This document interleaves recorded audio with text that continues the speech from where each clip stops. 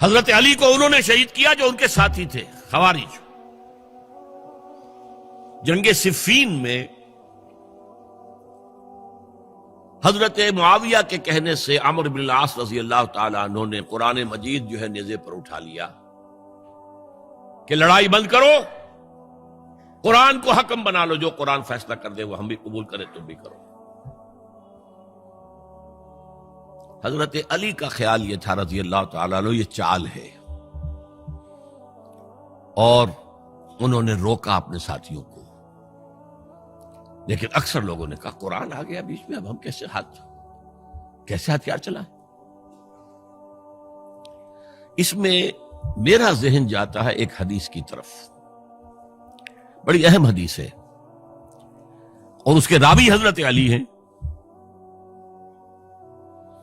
حضرت علی فرماتے ہیں کہ حضور نے فرمایا انہا ستکون فتنۃ، ان قریب ایک بہت بڑا فتنہ رونما ہوگا۔ حضرت علی فرماتے ہیں میں نے عرض کیا مل مخرج منہا یا رسول اللہ، اس سے نکلنے کا راستہ کون سا ہوگا؟ فرمایا کتاب اللہ فیہ خبر ما قبلکم و نبأ ما بعدکم و حکم ما بینکم، اس قرآن میں تم سے پہلے لوگوں کی خبریں موجود ہیں، بعد آنے والوں کے حالات موجود ہیں، اور تمہارے درمیان جو اختلافات بھی پیدا ہوں گے ان کا حل موجود ہے۔ تو اب کیسے نہ مانتے ہیں مسلمان؟ قرآن کو حکم بنایا جا رہا۔ بہرحال اس کے نتیجے میں جو بھی ہوا ہے یہ اب تاریخ کا معاملہ ہے، میں اس کی تفصیل میں نہیں جانا چاہتا، مسئلہ حل نہیں ہو سکا، لیکن حضرت علی کی خلافت جو ہے ان کے ہاتھ پر بیعت ہو گئی تھی، وہ چلی، لیکن 4.5 برس سوائے خانہ جنگی کے اور کچھ نہیں ہوا۔ وہ جو قافلہ آگے چل رہا تھا سیل رواں، وہ 1 انچ بھی آگے نہیں بڑھا۔ البتہ قیصر روم نے جب دیکھا یہ تو آپس میں لڑ رہے ہیں، اب موقع ہے میں حملہ کروں،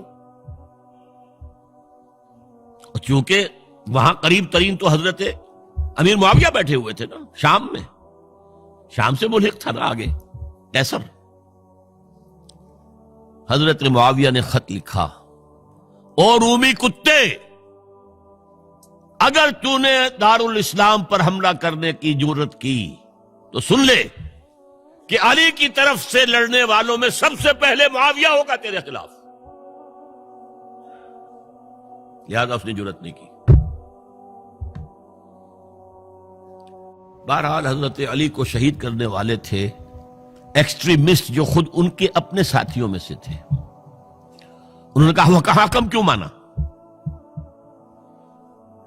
ان الحکم الا للہ، اللہ کے سوا کسی کا حکم نہیں، قرآن حکم نہیں ہے، کیوں مانا تم نے؟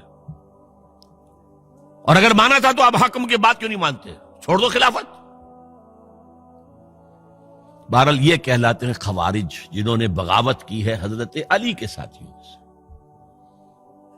ان میں سے 3 نے بیٹھ کے طے کیا کہ یہ 3 جو در حقیقت بڑے شخص ہیں، یہ اس وقت امت جو ہے ان کی وجہ سے اس مشکل میں پڑی، ان تینوں کو قتل کر دو۔ فلاں دن صبح فجر کی نماز کے وقت ایک شخص وہاں جائے گا، ایک شخص وہاں جائے گا، ایک شخص وہاں جائے گا، اور فجر کی نماز میں قتل کر دو۔ ابن ملجم آیا، حضرت علی پر وار کیا، وار کاری ثابت ہوا۔ باقی 2 حضرت معاویہ اور حضرت عمرو بن العاص، ان میں سے ایک تو اس روز فجر میں آئے نہیں کسی وجہ سے، اور دوسرے پر جو وار پڑا وہ اوچھا وار تھا، وہ کاری وار نہیں تھا۔ حضرت علی شہید ہوئے۔ اس کے بعد حضرت حسن کی خلافت ہوئی 6 مہینے، لیکن اب جب